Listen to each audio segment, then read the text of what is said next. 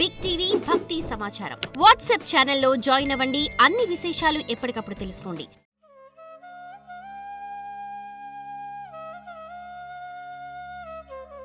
రెండు రకాలున్నాయి. ఒకటి అంటురోగాలు. ఇవి సూక్ష్మజీవులు మన మీద దాడి చేయడం వల్ల కలుగుతాయి. మీరే వాటికి ఆహారం లేదా నివాసం. అయితే అది వేరే విషయం. వాటిని బయటకు తరిమేయాల్సిందే.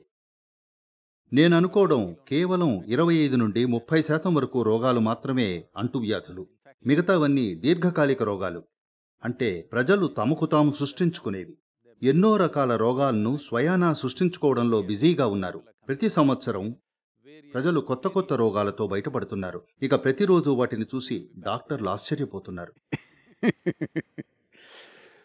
ఎవరైనా దీన్ని ఎలా సృష్టించుకుంటారు అంటే, మనం అర్థం చేసుకోవాల్సిందేమిటంటే, మానవ శరీరంలోని ప్రతి కణం జీవంతోనూ ఆరోగ్యంతోనూ తొణికిసలాడేలా రూపొందించబడింది. అదే సమయంలో అదే కణం మరణించేలా కూడా రూపొందించబడింది.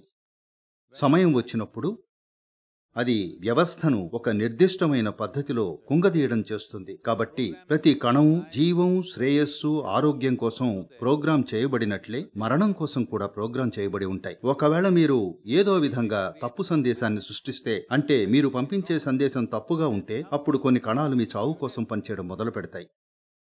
ఒక విధంగా రోగం అంటే అదే. అవి జీవాన్ని నాశనం చేయడానికి పనిచేస్తాయి. ఎందుకంటే ఏదో విధంగా వాటికి అలాంటి సందేశం అందింది. మీరు స్పష్టమైన సందేశాన్ని పంపట్లేదు, నేను ఆరోగ్యంగా బతకాలి, నేను చక్కగా బతకాలి అని. ఆ సందేశం అస్సలు లేదు. ఇవాళ మీరు ఎవరి మీదనో కోప్పడితే,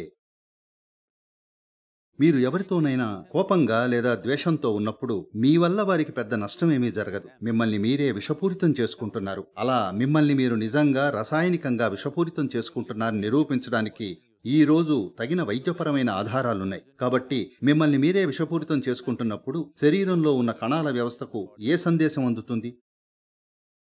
ఈ సందేశం మీ శరీరం అంతటా వ్యాపించి ఒక 2% కణాలైనా మీరు చావాలనుకుంటున్నారని నమ్మితే, అప్పుడవి ఆ దిశలో పనిచేయడం మొదలు పెడతాయి. ఇప్పుడు 2 రకాల పనులు సంఘర్షణలో ఉంటాయి. కొన్ని కణాలేమో మీ శ్రేయస్సు కోసం పనిచేస్తుంటే, మరికొన్ని మీకు వ్యతిరేకంగా పనిచేస్తున్నాయి. ఇది ఎన్నో రోగాలకు దారితీస్తుంది. ఇది నేను చాలా సరళంగా చెప్పేస్తున్నాను, కానీ ఒక విధంగా జరుగుతున్నది ఇదే. ప్రతిరోజు తప్పు సందేశాలు వెడుతున్నాయి. ద్వేషం, కోపం, భయం, ఆందోళన, ఈ విషయాలన్నీ మీరు తాగేవే. కానీ ఇంకెవరో చనిపోవాలని కోరుకుంటారు. జీవితం అలా నడవదు. మీరు తాగితే మీరే చనిపోవాలి. If you drink, you die. So ఈవేళ మనం అన్ని ఇన్స్టాల్మెంట్స్లో చేస్తున్నాం కాబట్టి చావును కూడా ఇన్స్టాల్మెంట్స్లోనే తెచ్చుకుంటున్నాం. రోగం అంటే అది.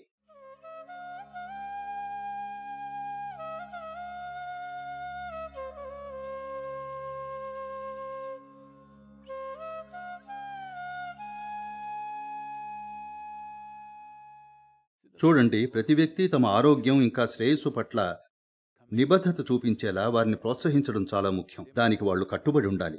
ఆ నిబద్ధత అస్సలు లేదు.